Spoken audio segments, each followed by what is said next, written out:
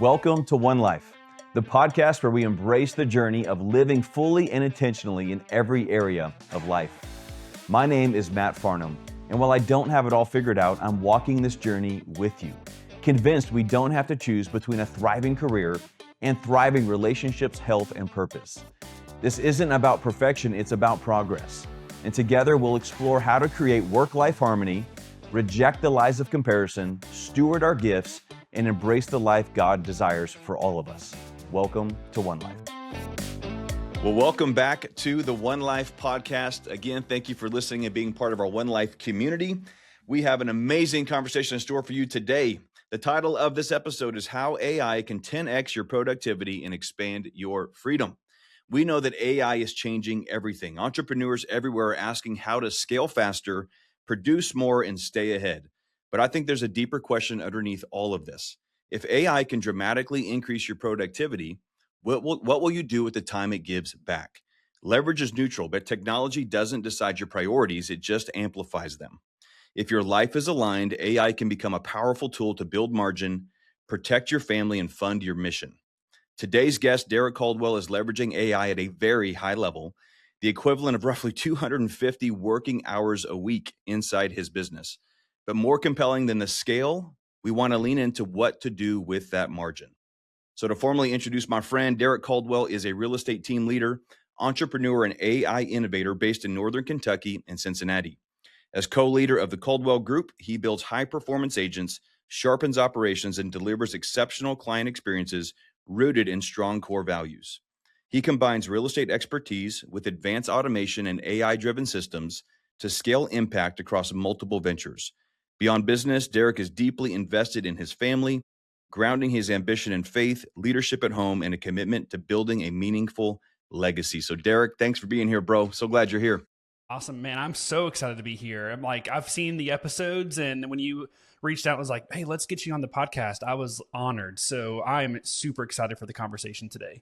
Cool, man. Well, let's get into it. So more than an AI innovator, just a little bit more perspective.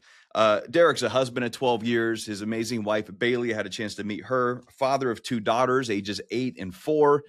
Team leader, running some serious production, selling, hundreds of homes a year, literally. Man of faith. That's one of our foundational things, man, that we connected on. But most importantly, man, just a friend of mine, and glad that a growing friendship I'm super excited about. I'll just emphasize that, and just excited to be here. So let's jump into really what I just kind of set the stage with. 250 hours a week, bro. It's literally mind-boggling for somebody like me that's not as sharp with tech to get my head around. Unpack that, help people actually understand, what does that mean? I think for most people, it's leveraging time, and it's probably more than 250 hours, but I'm generous when I do all my estimations. So we're using a lot of AI to leverage automations for us. So anybody can build automations in Zapier or Make.com or N8N. What we have found, and what I've been really working on, is how do I leverage AI tools to help me build the workflows that buy our time back.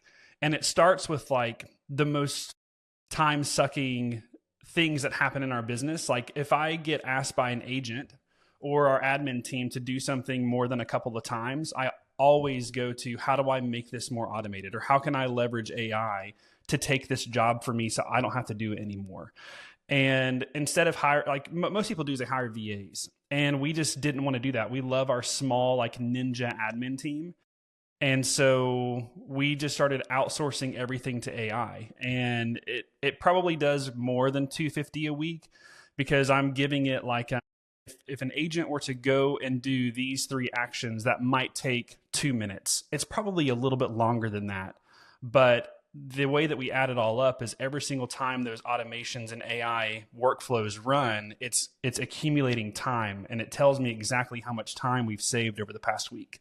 So for us, it's just buying our time back, and it's not allowing us to spend money on resources like hiring VA in another country or state or whatever it might be. It allows us to keep everything in-house.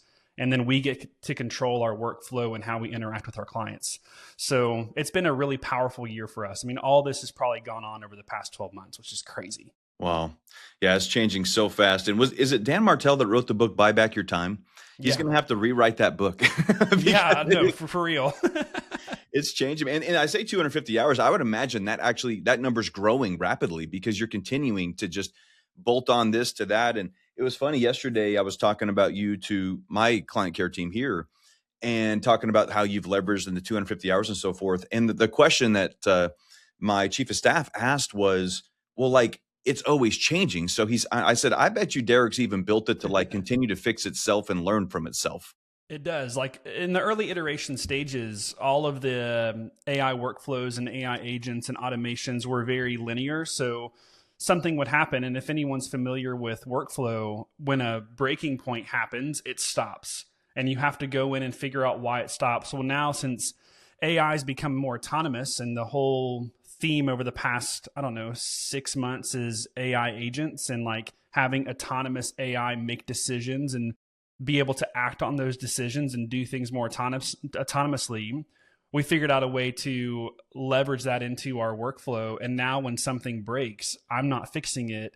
It's being sent off to an AI agent who's an expert at fixing workflows and will patch it and push it. And I don't touch it anymore. It's quite fascinating. I can't imagine by the time we're done with this conversation, Derek, how many people are going to want to reach out to you and say, how do I hire you? More than happy to share all the advice that I have. Awesome, man. I know you're an open book. So when did you realize that? I feel like you recognized how to leverage AI before anybody else in my world. I mean, you and our mutual friend, Jason Pantana, are I think so far ahead of the curve. So tell me about that. Like, why do you think it is you noticed it sooner and jumped all over it so fast? Because I'm not considered an early adopter. I have to kind of see things play out first. You're obviously the opposite of that. So what would you say to that? I realized it wasn't going anywhere. I mean, with everything else that goes on in business, and I know in our mutual coaching ecosystem, it was video this and social media that, and I'm always been a tech nerd. Like at my core, I love technology. I love figuring out how it can help and how it can hurt and figuring out how the hurt can lead to good. And I was really against it at first, honestly. Like when we first learned about AI, like maybe it was 3 years ago when GPT 3.5 came out, it was just kind of stupid, to be honest. Like you would interact with it and it wasn't really impressive. And I think at that moment in time, I kind of wrote it off until I started really forward thinking and seeing all these companies start moving to this model of adopting AI. I mean, NVIDIA and Samsung and all these different companies are moving to being AI first. And that's just recent. But over the course of like 22 and 23, I really felt it as this is going to be the biggest thing that's ever happened in our lifetime, definitely my kids' lifetime. And it's probably going to accelerate much faster. Like that was my thought then, and it's only proved to be correct. So, I mean, right now, the position that AI is in is leaps and bounds more than what it was in early 2022. Like if you would have said in 2022 that AI is going to be writing 80% of code, that would have been impossible to think of, but it is, and it's only going to become even better this year and next year. And the predictions that even the CEOs of these major companies are saying is it's fascinating. Like AI is going to cure cancer. It's going to cure like any disability that people have that we can't figure out why. Like if someone has Alzheimer's, it's probably going to get to the point where we can cure something like that. And it's going to be through the efforts of AI. So that is exciting.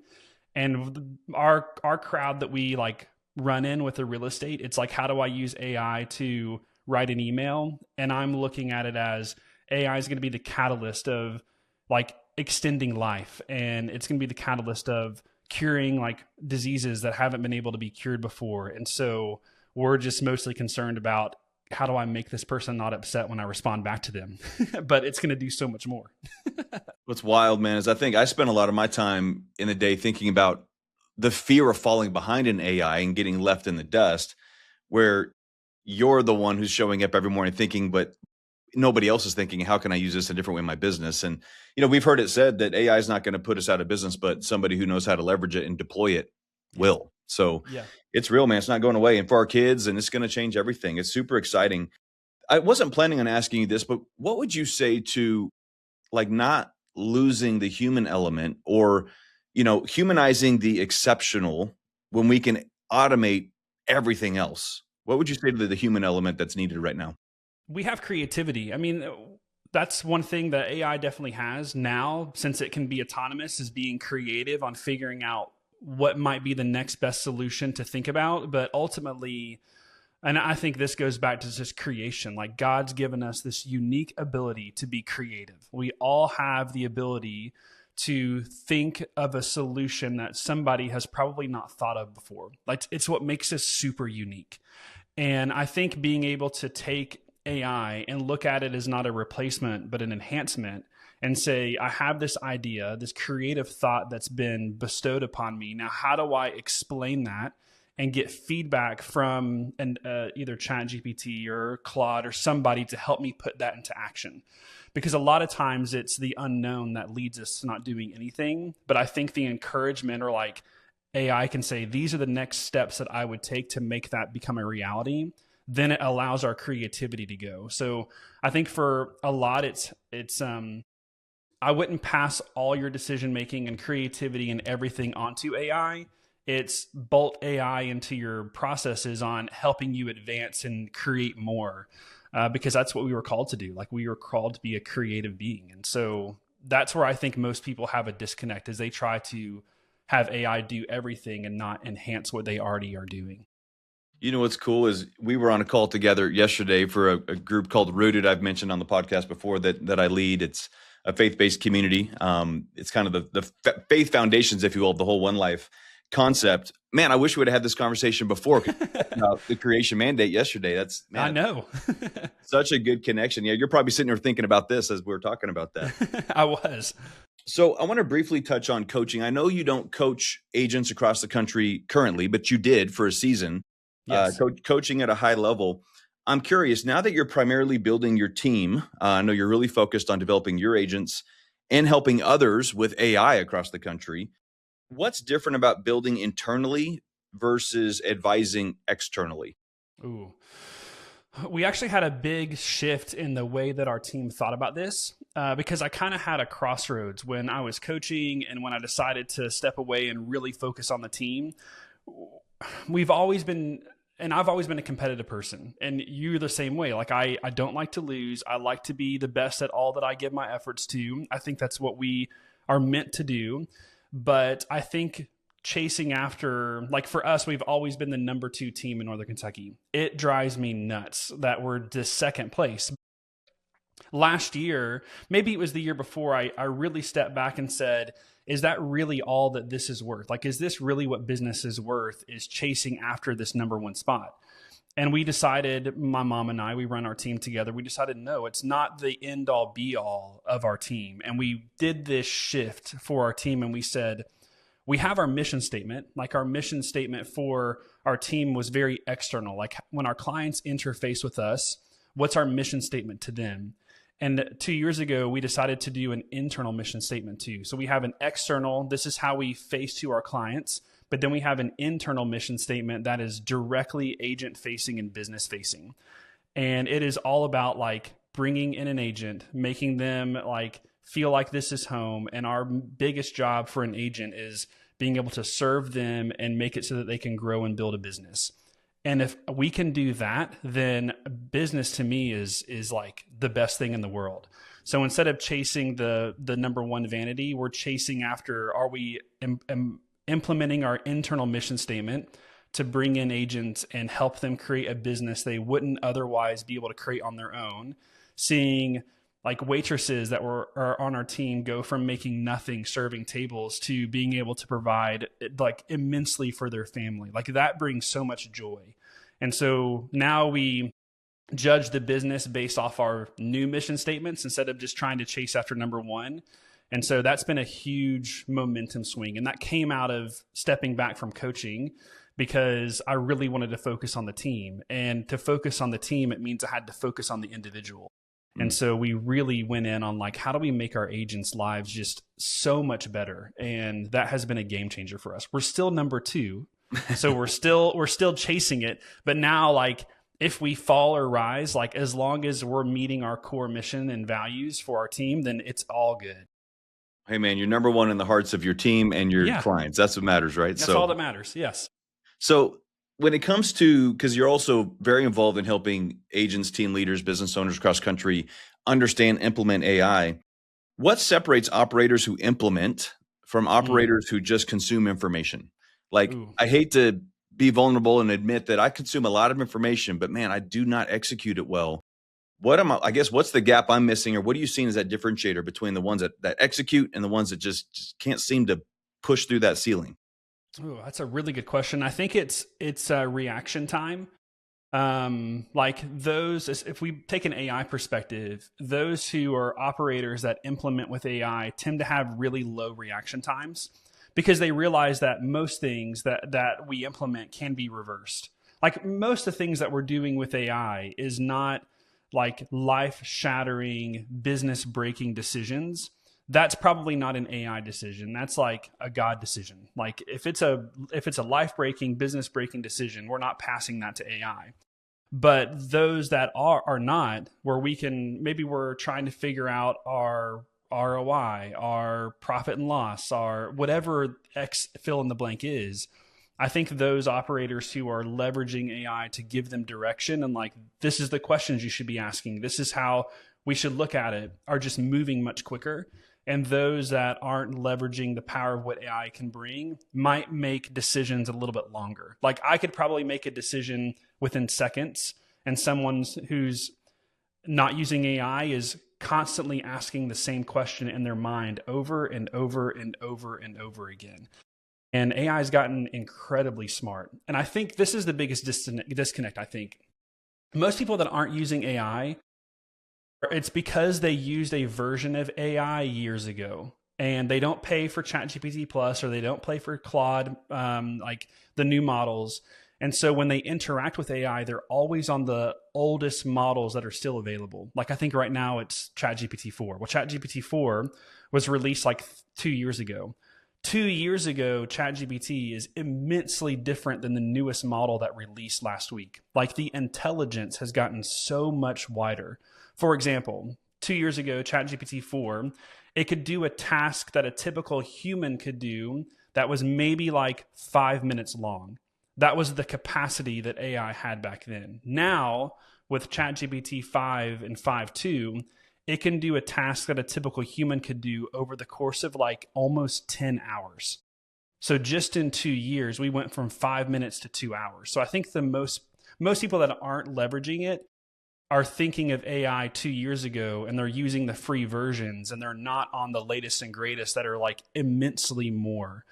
And it just helps people make decisions quicker. That would be my biggest like Makes thought. sense. Like, we have our mind made up of what we made up our mind 2 years ago, but it's ever evolving. So now Yeah. that's good. I need to adopt that mindset myself. So I want to pivot here. As I kind of said in the intro, like, leverage is neutral, right? And you've created massive amounts of leverage through AI, more than anybody I know in my circle. But it's neutral. So what has that margin allowed you to say yes to? Mm. Everything that I love doing. I love like that answer, bro. like it's allowed me to say yes to just dropping the ball, like dropping everything that I could be working on and go on field trips with my kids. It's allowed me to drop everything that I'm doing and go on date nights with Bailey. It's allowed me to drop everything that I'm doing and spontaneously being asked by Jason and Tom to travel to California to go speak. Like if I didn't have the backbone of the team being run through some AI and some automation, I would always feel enslaved to be fixing and answering the questions that are always asked of me. And what AI has allowed me to do is be free. It's given me the freedom to just do what I love in life. And like if I'm sick, if I want to go on a vacation, if whatever happens in life, I know that I have an AI assistant that I've built on the back end of our team that's literally going to take everything and it's going to work perfectly.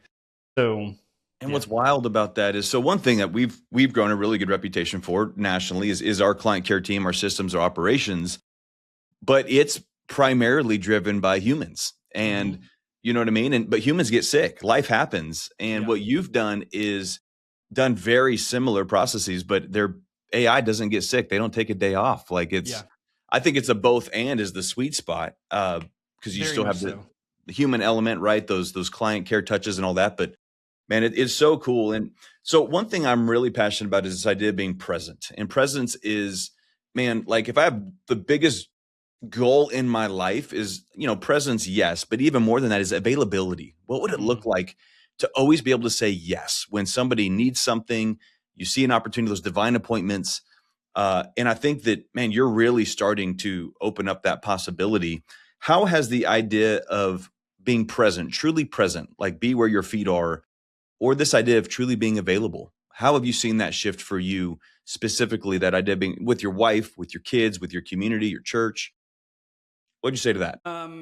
Well, it's definitely allowed us to be plugged in more. Like we have definitely our small group. We're actually, it's funny because Rooted is the like once monthly thing that we do that you run through the One Life, and it's an amazing community. And we're about to go through the Rooted workbook through our community group, which is, it's really funny. Like People always ask me, it great. has nothing to do with it, but Yeah, the I Rooted know. study is phenomenal. So that's awesome Yes. you're doing that. So it's allowed us to not be enslaved to always going on appointments or having a calendar that's always full, or not being able to be flexible if something needs to change. And Bailey and I, for our whole entire marriage, has always put each other in front of most things. Like obviously our relationship with Christ and our faith is always front and center, but like it allows us to, on the spur of the whim, be like, hey, like mom, dad's free tonight, you want to drop the girls and go out to dinner?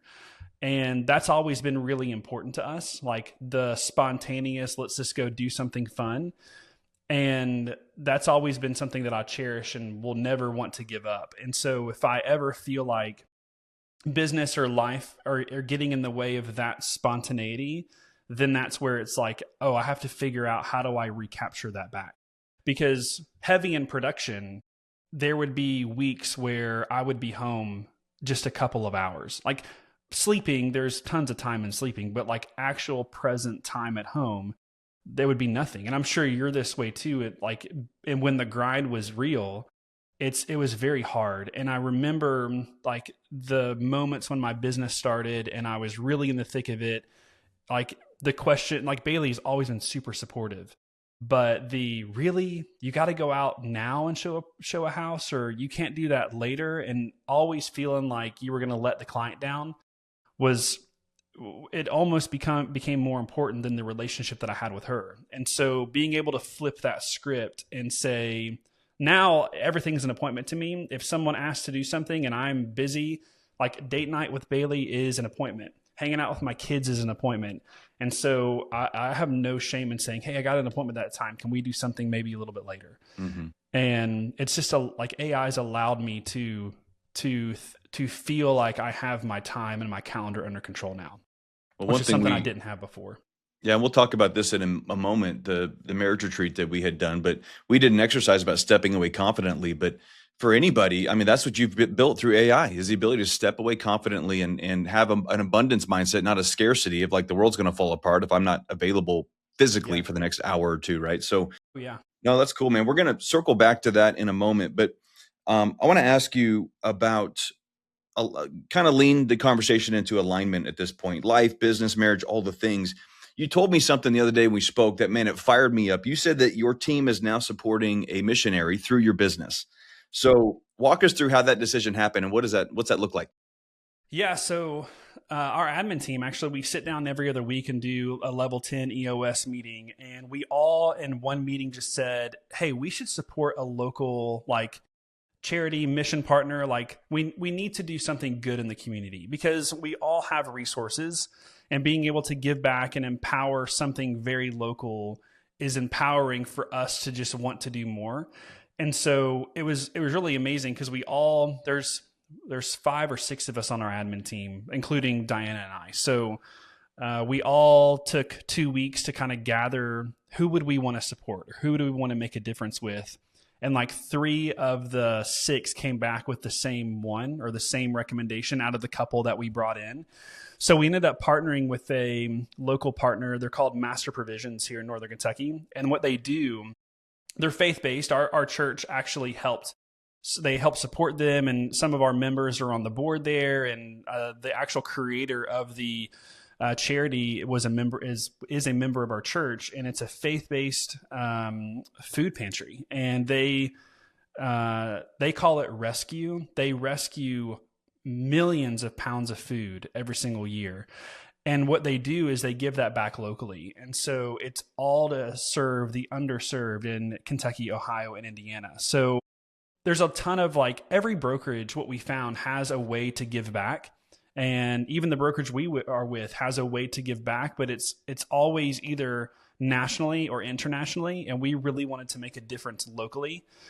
And it's actually, we're really, really excited. They're actually coming tomorrow and going to be talking to us. And this partnership is going to be really cool. And I hope that God uses it in such a powerful way. Because as a team, we're giving to every single transaction. Every single time the Caldwell Group closes a home, it is going to bless that ministry. And we're empowering the agents to do the same thing too. And it's going to be really fun to see how that pans out. As that grows over the year, to see the impact is quite phenomenal. So we're really excited about it. That's what One Life's all about, is just the greater vision and mission for your life, but your business comes alongside of that. I love it, bro. We're same thing with us, loving Las Vegas real estate with our local partners, and very, very much aligned with you on that. So you made a comment just a moment ago that tees up this question perfectly. What happens when your business stops being the end goal itself? And you've had not just what you just talked about, the new partner, you also talked about this internal shift versus external shift as far as the focus. But what happens when business stops being the end goal and becomes the engine for the mission? Ooh. I think that it allows us to operate with more purpose. And we were talking, when you called me this week, I said that we're walking through Ephesians at our church right now. And the whole purpose of that book is living through purpose. And when we apply that to business and personal, it's no longer what's my purpose for my life, or my purpose for my business, or my purpose for my marriage, or my purpose for my fatherhood. It's what's my actual purpose? And to combine all of that into one, God didn't call us to have a purpose just for business and a purpose just for family life. It was just purposeful. And to live that out means that everything that we do runs through the same purpose. And the only purpose we have is, how do we glorify God through this? And when we're able to live that out, it's, we glorify God by being the best leadership that we could be to our agents. And we help them through troubling times, and we become their family. We become a confidant. We become their biggest supporters. And when we do that with our family, it's the same thing. The mission's always the same. We just do it in different settings. And so when we realize that, it's nothing else really matters besides that. And what we have found is, if we lean into that mission and that purpose, the business just comes, and the family just grows, and the relationships grow stronger, and everything just seems to work. And that's been a really amazing kind of eye-opening change and shift in thinking. And I have to thank One Life for that, because I didn't have that thought and purpose and feeling until I started becoming more in tune with the One Life mission and mantra, and rooted in what you're doing. So I owe a lot of it. Just thank you for putting that into existence and making that attainable, and seeing that as fruit that can bear, because it's been life-changing. Man, that's so encouraging, bro. You articulated, honestly, the last few minutes of you sharing is maybe 3 of my favorite minutes since we've launched this podcast. You articulated so well just the greater calling and mission we have in our lives. And one thing that our mutual new friend, Benjamin Lundquist, he was the last episode that we released.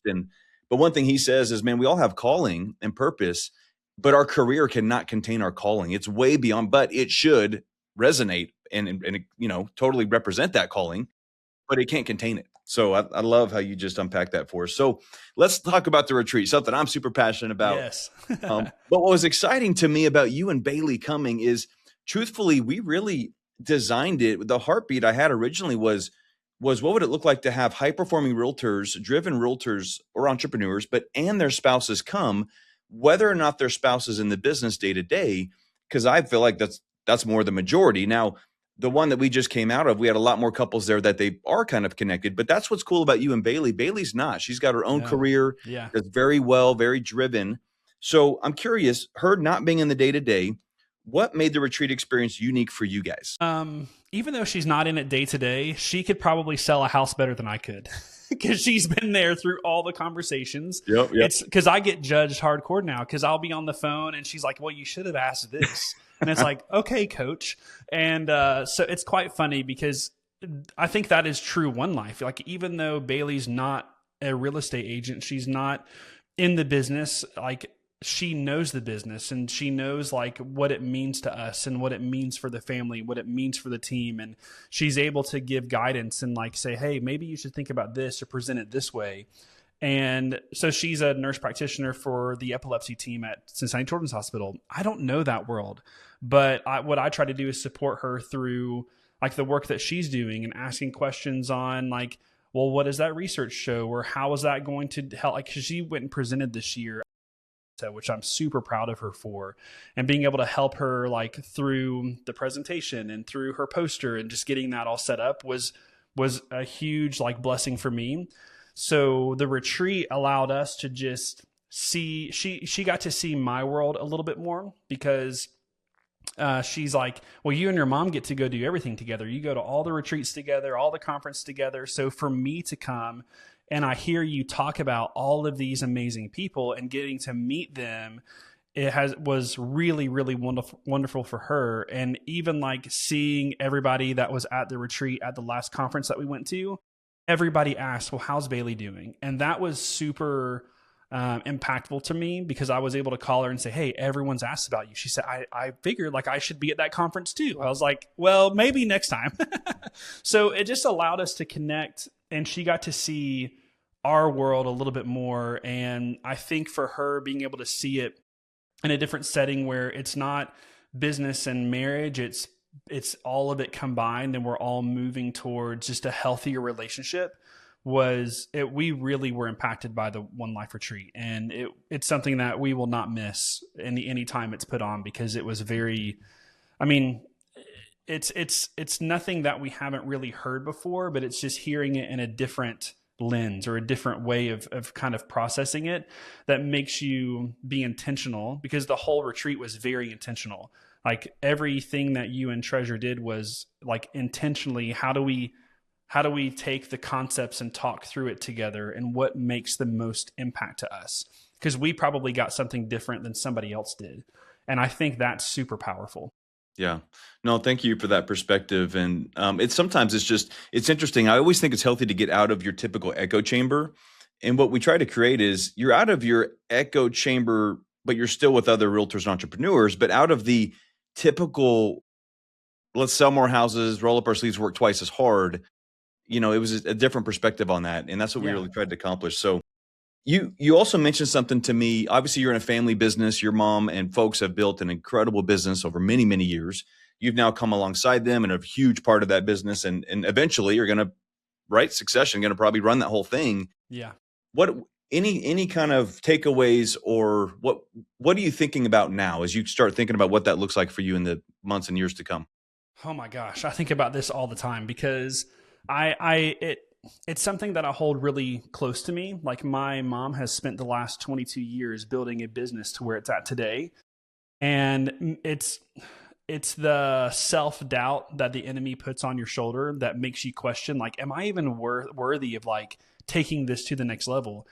Are we even needing to go to the next level? So I'm constantly caught with the like asking mom for, hey, do you think this is like, is this the right thing for me to walk into? Like, do you feel like timing is right? Because she is going to retire, and it's going to be something that is eventually going to fall with me. And I think that brings a lot of excitement, but it also brings a lot of questions like, wow, this is really heavy. This is a legacy builder. And where does it go from here? And what support do I need? Because for the last 8 years, I've been giving her tons of support. Like, we started with like just 4 agents, and now we're in a whole different ball game than what we were in when I joined the team. And it's just been, I'm super proud of her. Like, it's the most beautiful thing that I get to do is work with my mom. I love it. Like, I wouldn't change anything that we've done. But it's like, oh, this is going to end one day. One day she's going to say, I just want to be hanging out with the grandbabies more, and good luck. And so it's something that's super excited. I can't wait for that like timing to come, but it's also like, man, that's a high calling, like to take that and run with it and build it into whatever needs to be done is something that's I think about constantly. That's cool, man. And I know, I'm sure she's built the business with the same heartbeat, but a statement I had written down is most entrepreneurs build a business and hope their marriage and family survives it. But we can build a marriage and family and design a business to serve it. I know that's something you're passionate about, but what are you currently learning about that idea as you think about what you want this business to look like for the next 10 to 20 years? Yeah. What I'm hopeful for is that the Caldwell Group just becomes a catalyst of serving the community. And I don't know what that looks like, but I hope, and my prayer is that we're never in a position that we have to say no to something for a service opportunity.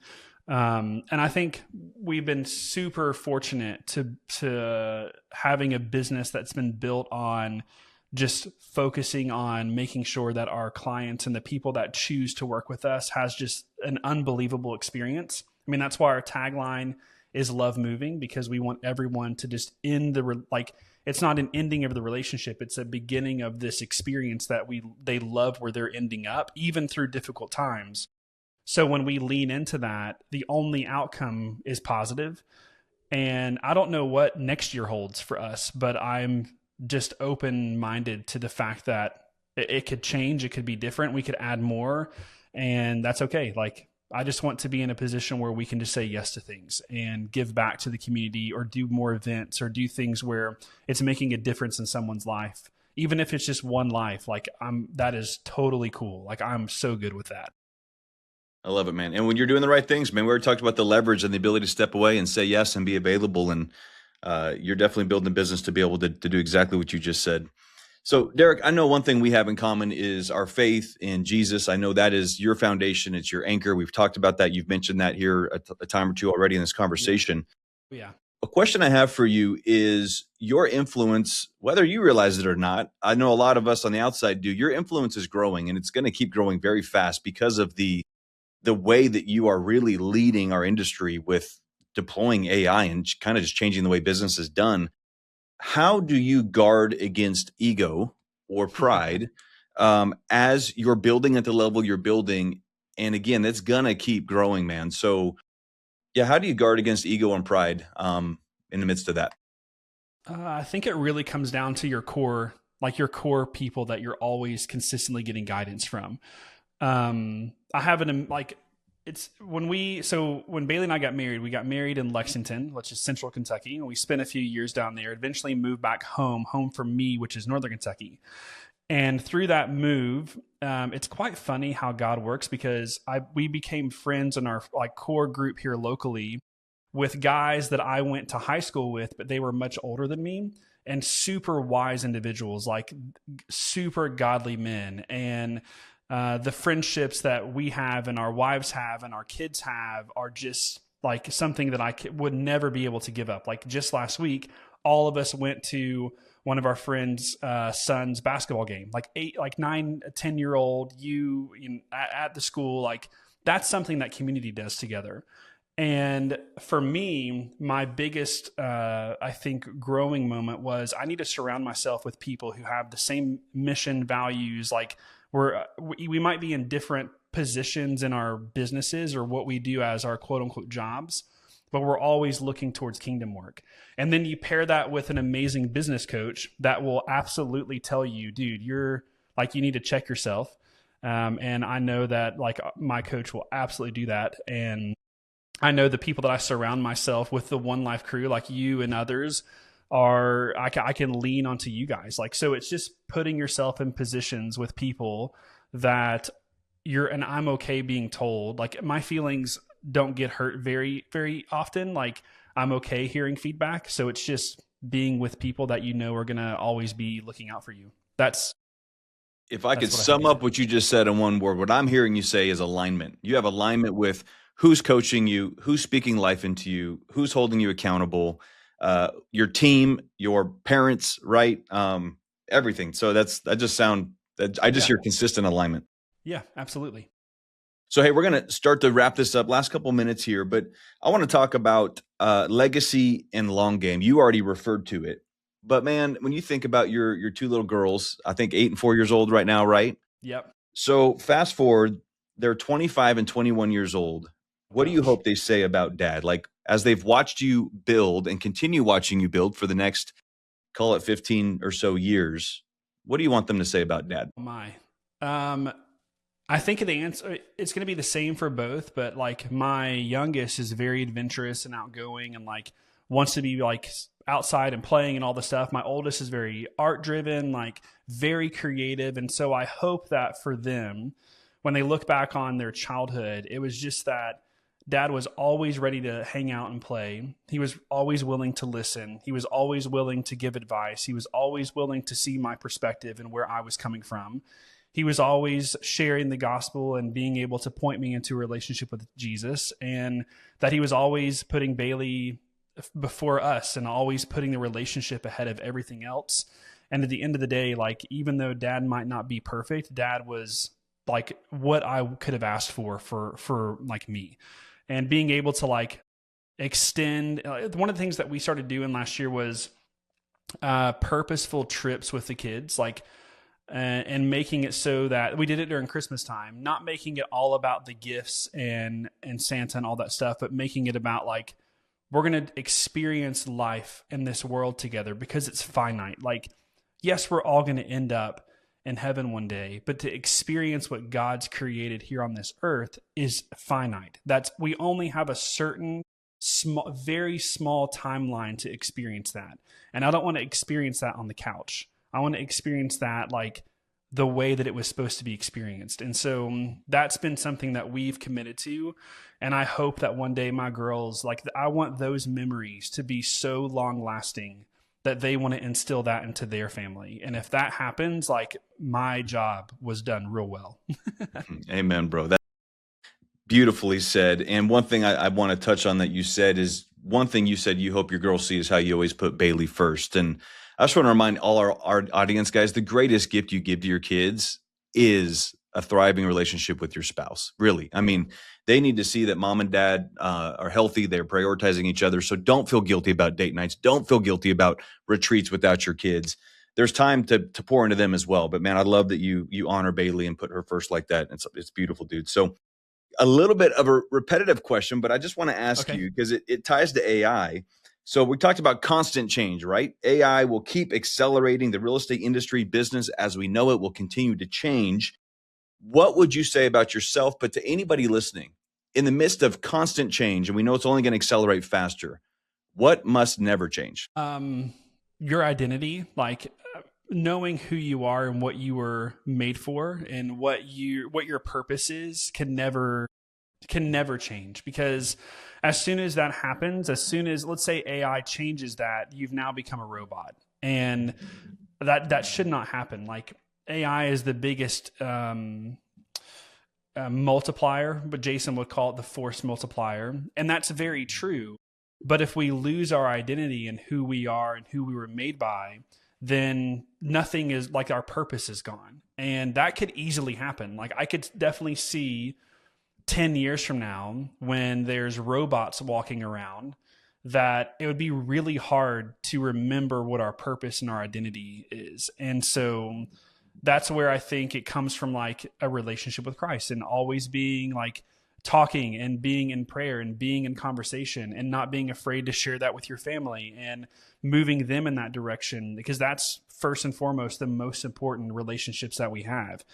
And yeah, I think one day, like, AI is going to advance this world so much that we could lose what 2025 looked like, 2026 looks like, what 1990 looked like. So yeah, I think it's, I'm very interested, and that's what my hope is.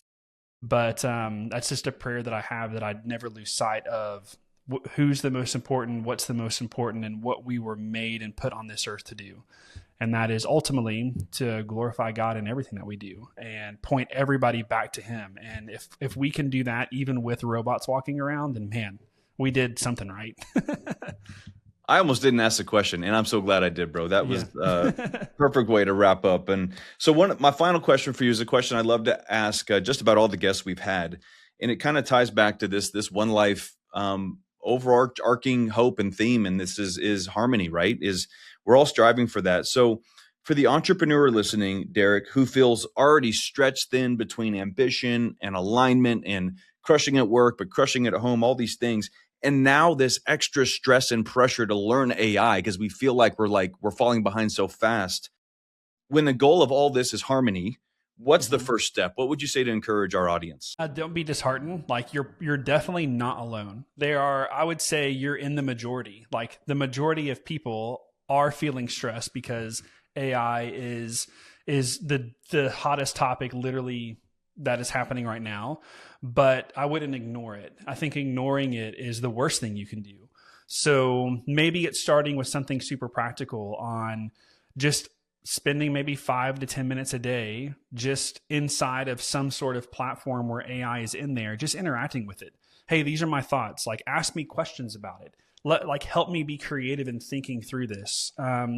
It's a really good creative thinking partner, and that's what I use it the most when I'm driving. I actually do it a lot when I'm driving. I've I've gone away from listening to music in the car. I'm either listening to a podcast or I'm talking with chat. Like those are the only two things I do in the car. And it's quite fascinating when you're like, hey, I have this thought. Help, like ask me questions to just get me thinking more. And if you do that once or twice a week, you start to understand the power that just having some sort of assistant can bring. And then you start sharing it with your spouse. Like Bailey was in the very early stages, very much against AI. And now she's coming with me with ideas. Hey, I was talking to chat today and this is what we're talking about. And then our kids are very familiar with it. Like we will be driving to go out to, like this will probably happen later today because we'll probably go out tonight to eat. And Bailey will say, we should go here. And my oldest will say, well, I want to go here. And I'll say, well, I'm kind of feeling this. And our youngest will go, just ask ChatGPT. And so it's just become, the more you, I guess, open your arms to the idea that this is real and it's going to be here, it is, I can promise it's not ever going to go away, barring some sort of like national security restriction. Then the best thing we can do is just embrace it at small bite-sized levels and just let it go from there. That's what I did. Like it was very, very minor when I first started. Now it's all that I do. But I think for most people, it's getting out of your comfort zone a little bit. And if it's been a while since you've interacted, coming back today, it's going to feel night and day different. And so don't be afraid. Like it's here. People are going to be talking about it. Do you want to be the only one in the room that has no clue what's going on? Yeah. No, that was perfectly said, man. Thank you for the advice. And I'm sure that'll encourage a lot of folks listening. So I have a final closing reflection I just want to share with our audience, with our community. And I think you would have heard this just through everything Derek shared, but technology can give you time back, but freedom only comes when you're clear on your priorities. And Derek, you're clear, man. It's very, very clear. Leverage is powerful, but alignment is everything. So know your identity. Don't ever lose sight of that. But don't be afraid to embrace what's happening and just, enjoy the ride, right? It's constantly changing. So Derek, man, thanks for being here, bro. Thank you for having me. Appreciate your time. One thing we didn't talk about is Derek is doing more than just selling real estate. He's actually got some other projects that he's created. One specifically is called North. It's a seller report system for realtors to use. So Derek, if people want to get in touch with you, learn more about the other stuff that you're working on that they could bolt onto their business, what's the best way for that? Definitely Instagram. At D Caldwell. And then on there, I have my link tree and that kind of has everything that I'm working on or thinking about. That's definitely the best way. Other than that, on our website, caldwellrg.com, you can find all my contact information, but Instagram is probably the best way. And I'll respond to that. Perfect. And for our listeners, just follow our theonelifepodcast.com, theonelifepodcast.com. We'll have show notes for this conversation. We'll have links for all those things. You can get in touch with Derek, check out his projects he's working on, and hopefully add some value to your business. So, man, again, Derek, thanks for being here. Thanks for sharing your insights. Thank you. To our audience, I'm so grateful that you take time to listen to these episodes. I really, really believe and hope that they encourage you, that they bring value to you. If they have, please share it with somebody else that you think it would encourage or help in their business and their life. We want to get the word out. If you would take a moment to rate and review the podcast, I'd be incredibly grateful for that. We want to encourage more people and continue to grow this community. So thanks for listening. Derek, thanks again, bro. And we'll see you guys. I hope this episode encouraged you today. Thank you for subscribing, sharing, and rating the podcast. It truly means the world to me. And be sure to visit theonelifepodcast.com to join our community. That's where you'll find updates on virtual meetups, special events, and more. And remember, God created you on purpose for a purpose. You don't have to choose between a life of significance and a thriving business. You were made for both. This is One Life.